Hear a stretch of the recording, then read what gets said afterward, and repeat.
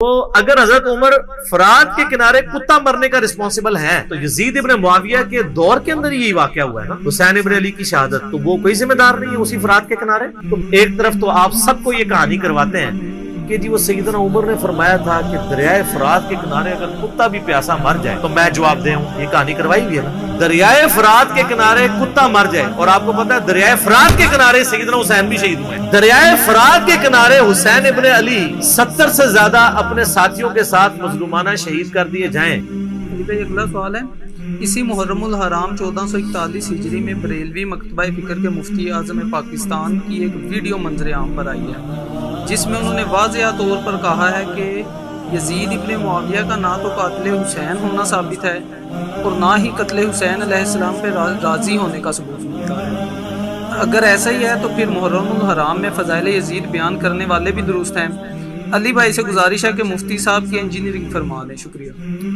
میں نے اتنی انجینئرنگ کی ہوئی ہے، بار بار اس طرح کے سوال نہ ایڈ کیا کریں، میں نے ڈیٹیل کے ساتھ ان سارے ایشوز کو ریزالو کیا۔ پہلا تو ہمارا بنیادی اختلاف یزید کے ساتھ نہیں ہے، آل امیہ کے سسٹم کے ساتھ ہے جس کا نمائندہ یزید تھا۔ جب تک آپ سسٹم کو ڈیپ ڈگ نہیں کرتے اس وقت تک آپ کو یہ ایشو سمجھ نہیں آ سکتا۔ یہ مسئلہ کوئی ایک جنگ کا نہیں ہے، ایک پورے سسٹم کا ہے، پولیٹیکل سسٹم آف اسلام کو ڈیمیج کرنے کا، جو کہ سٹارٹ ہوا ہے سیدنا عثمان غنی رضی اللہ تعالیٰ عنہ کے دور کے اندر ان کے چند گورنروں کی اینٹی اسلامک ایکٹیویٹیز کی، جو بخاری مسلم میں رپورٹ ہوئی ہیں۔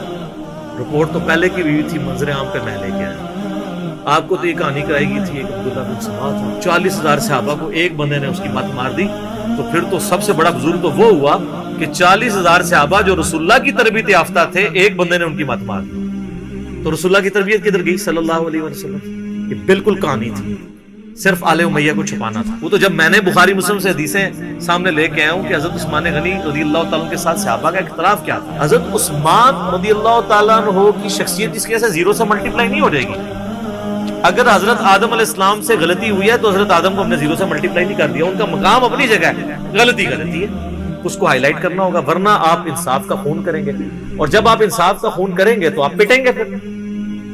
تو ایک طرف تو آپ سب کو یہ کہانی کرواتے ہیں کہ جی وہ سیدنا عمر نے فرمایا تھا کہ دریائے فرات کے کنارے اگر کتا بھی پیاسا مر جائے تو میں جواب دے ہوں، یہ کہانی کروائی ہوئی ہے نا، دریائے فرات کے کنارے کتا مر جائے، اور آپ کو پتا ہے دریائے فرات کے کنارے سیدنا حسین بھی شہید ہوئے، دریائے فرات کے کنارے حسین ابن علی 70 سے زیادہ اپنے ساتھیوں کے ساتھ مظلومانہ شہید کر دیے جائیں، نبی علیہ السلام کی اولاد، اور آپ کی وفات کو صرف 50 سال گزرے، اور وہ شخص جو جنتی نوجوانوں کا سردار ہے، جامعہ ترمذی میں حدیث ہے صحیح سند کے ساتھ، اور آپ کے یہ ٹاپک ڈسکس نہ ہو، ڈسکس تو ہونا ہے، اب آپ دیکھیں جوں وقت گزرتا جا رہا ہے یہ زیادہ ڈسکس ہو رہا ہے، اس پہ آپ مٹی نہیں ڈال سکتے۔ تو اگر حضرت عمر فرات کے کنارے کتا مرنے کا رسپانسبل ہے تو یزید ابن معاویہ کے دور کے اندر یہی واقعہ ہوا ہے نا، حسین ابن علی کی شہادت، تو وہ کوئی ذمہ دار نہیں ہے اسی فرات کے کنارے؟ یہ یزید کی جتنی نیگیٹو چیزیں ہیں نا، یہ ساری اس سے بڑی فارم میں پہلے سے موجود تھی۔ میں نے وہ بخاری مسلم سے احادیث نمبرنگ کے ساتھ ڈسپلے کی ہے، اور یہ مقبول جان حضرت معاویہ، یہ بھی آپ لکھ رہے ہیں تو حضرت معاویہ کے بارے میں آپ کو پتہ چل جائے گا۔ ایک وہ عقیدہ ہے جو بابوں کا ہے، اور ایک وہ ہے جو کتابوں کا ہے، اور کتابیں بھی نہ سمجھیے گا وہ بزرگ شریف کی لکھی ہوئی بخاری مسلم۔ اب آپ کی بریک آگے رفع الاجدین پہ لگ گئی ہے بخاری مسلم میں، ہم کہہ رہے ہیں نہیں، رفع الاجدین بھی مانیں گے اور آل امیہ کی بدماشیوں کو بھی ہم کنڈیم کریں گے بخاری مسلم کی روشنی میں، کہ جی حضرت معاویہ رضی اللہ تعالیٰ عنہ اگر ممبروں پر سب و شتم کروائیں تو جائز حضرت علی پہ، اور رافضی کروائیں تو حرام۔ میں تو یہ نہیں کر سکتا، میں کیا کروں؟ میرے سامنے تو بخاری مسلم کی حدیث ہے کہ میری بیٹی فاطمہ بھی چوری کرے گی، اس کے بھی ہاتھ کٹیں گے۔ یزید بینیفیشری ہے سسٹم کا۔ ان کو اگر اسلامک ہسٹری ذرا سے بھی پتا ہو، اہل سنت کی ساری تاریخ کی کتابیں اٹھا کے دیکھ لیں آپ، البدایہ والنہایہ جسے تاریخ ابن کثیر کہتے ہیں، تاریخ تبری اٹھا کے دیکھ لیں، تاریخ ابن خلدون اٹھا کے دیکھ لیں، ابن عساکر اٹھا کے دیکھ لیں، سب میں ڈیٹیلز موجود ہیں، اور وہ فٹ ان بیٹھتی ہیں بخاری مسلم کی حدیث میں وہ حدیث بھی اس میں نے لکھی ہے کہ کوفے کا گورنر تھا نعمان ابن بشیر، صحابی رسول صلی اللہ علیہ وسلم۔ جب حضرت حسین علیہ السلام کے بارے میں پتا چلا یزید کو کہ یہ آ رہے ہیں وہاں پہ اور کوفے سے یہ ایک قیام کریں گے اور دعوت حق لانچ کریں گے، سب سے پہلا اس نے ڈیسیژن کیا کہ نعمان ابن بشیر کو کوفے کے گورنری سے ہٹا دیا، یہیں سے اس کی 2 نمبری شروع ہو گئی ہے۔ یہ کہتے ہیں پروف دیں، پروف آپ کو پتا ہے کیا ہے؟ اس لیے کہ نعمان ابن بشیر صحابی تھے، ان کو پتا تھا حضرت حسین کے ساتھ تو میں کوئی نیگیٹو نہیں کر سکتا، تو نرم رویہ رکھتے تھے. اور عبیداللہ ابن زیاد کو اس نے بھیجا. عبیداللہ ابن زیاد ایک ظالم آدمی تھا. صحیح بخاری میں انٹرنیشنل نمبر کے مطابق 3748 نمبر حدیث ہے کہ حضرت حسین ابن علی کا سر کاٹ کر عبیداللہ ابن زیاد کے سامنے تشت میں لا کے پیش کیا گیا. استغفر اللہ کی لعنت ہو, تمام فرشتوں کی لعنت ہو, تمام لعنت کرنے والوں کی لعنت ہو جن لوگوں نے حسین ابن علی کو اس طریقے سے شہید کیا. یہ صحیح بخاری شریف ہے 3748 انٹرنیشنل نمبر کے مطابق, جس میں امام بخاری نے حسین کے ساتھ علیہ السلام لکھا ہے. اور آپ لوگوں کے پیٹ میں آج تک درد ہو رہی ہے. دارالسلام والوں نے تحریف کر کے علیہ السلام کاٹ دیا اس میں سے, لیکن سعودیہ کا جو مکتبہ شامل ہے اس میں موجود ہے. دارالکتب العلمیہ کا جو بیروت کا چھپا ہوا ہے اس میں موجود ہے. اور اہل حدیث کی جو سب سے بڑی سائٹ ہے حدیث کی کتابوں کی sunna.com اس میں موجود ہے. اسلام 360 میں موجود ہے, اور اس میں بھی عربی میں علیہ السلام ہے, اردو میں مولوی نے رضی اللہ تعالیٰ عنہ کیا ہوا. تحریف, یہ ہے تحریف. تو سر جب آپ چوری کریں گے نا اتنی سی بھی, تو اللہ نے ایک بلا آپ پہ چھوڑی ہوئی ہے جو مولانا شریف کو بخاری شریف سے باہر نکال کے پھینکتی ہے اور لوگوں کو بتاتی ہے یہ بخاری شریف ہے اور یہ مولانا شریف ہے. حسین ابن علی کا سر کاٹ کے سامنے رکھا گیا. اس نے کچھ کلام کیا تو حضرت انس ابن مالک پاس کھڑے تھے, تڑپ اٹھے. انہوں نے کہا سب سے زیادہ رسول اللہ کے ہم شکل حسین ابن علی تھے. تو یہ لوگ, اور یہ تھا گورنر کوفہ جو لگایا اس کام کے لیے گیا تھا. وہ کہتے ہیں یزید کو پتہ نہیں چلا, اس نے خود ڈسین کیا. اچھا جی مان لیا. تو جب یہ خود اس نے ڈسین کیا اس کے بعد یزید نے پھر یقیناً اس سے عبیداللہ ابن زیاد کو جیل میں ڈلوا دیا ہوگا, کیونکہ آپ تو ہمیں کہانی کراتے ہیں کہ دریائے فرات کے کنارے کتا بھی پیاسا مر جائے تو حکمران کی ذمہ داری ہے. تو یزید نے پھر حسین ابن علی نبی کا بچہ جب قتل ہوا اتنے اپنے بچوں کے ساتھ رشتہ داروں کے ساتھ, تو اس کو جیل میں ڈلوا دیا ہوگا. کوئی ضعیف روایت ہی لے آئے. اور اگلے دن میں ایک مولوی کو سن رہا تھا, وہ کہتا ہے آپ کو پتا ہے حسین سے لڑنے کے لیے جو آیا تھا وہ کون تھا؟ عمر ابن سعد ابن ابی وقاص. یہ اسی طریقے سے میں کہوں کہ وہ طوفان نوح کے اندر جو غرق ہو گیا, آپ کو پتا ہے کون تھا؟ وہ حضرت نوح کا بیٹا تھا. تو انو میں ہی چپیڑ مار سکتا. سعد ابن ابی وقاص کا مرتبہ زیادہ ہے حضرت نوح کا. تو آپ دھونس لگا رہے سعد ابن ابی وقاص کی ہمیں رضی اللہ تعالیٰ عنہ. وہ تو اشرم و اشرم میں سے. نوح کا بچہ اگر کافر نکلا ہے تو سعد کا بچہ اگر غلط نکلا ہے وہ کہتے ہیں وہ نبی کے ماموں تھے. وہ یار کہانیاں کرانی بند کرو. یہ اسی طریقے سے کہ وہ ترک رفع دہن پہ کہتے ہیں ابن مسعود کا مرتبہ آپ کو پتا ہے؟ او ابن مسعود کا مرتبہ پتا ہے؟ ابن مسعود سے پہلے وہ ثابت بھی ہو, پھر اگلی بار مرتبے ہوں گے. ناموں کا روگ. سعد ابن ابی وقاص کو, سر آپ کو, ہمارے تو وہ لیڈر ہیں, میں نے کتنی حدیثیں پیش کی ہیں. صحیح مسلم میں حدیث ہے 6220. انہوں نے تو حضرت معاویہ کے ساتھ پھٹا لے لیا تھا جب حضرت علی پہ سب و شتم کروانے لگے تھے. سعد ابن ابی وقاص جیسا تو شیعان علی کوئی نہیں تھا.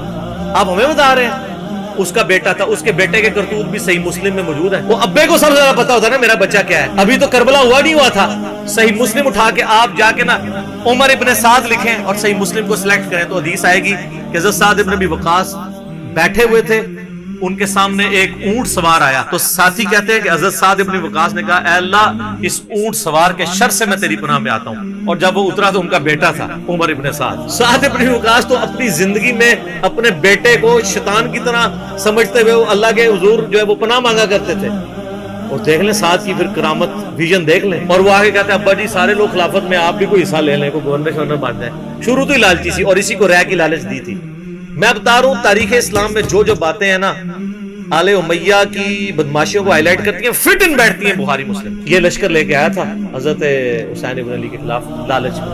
اس کا اثر کیا ہوا بعد؟ تو یہ پورا پلان ہوا تھا. اور اگر کہتے ہیں نہیں یہ حادثاتی طور پہ ہو گیا تو بعد میں پھر سزا دینے کی وہ سزا الٹا اس کے اوپر آپ کو پتا ہے مدینے والوں نے بیعت توڑ دی تھی یزید کی. حالانکہ وہ پہلے بھی تلوار کے زور پہ لی تھی حضرت معاویہ نے رضی اللہ تعالیٰ عنہ. ہم تو رضی اللہ عنہ ہی کہیں گے, ہماری مجبوری ہے.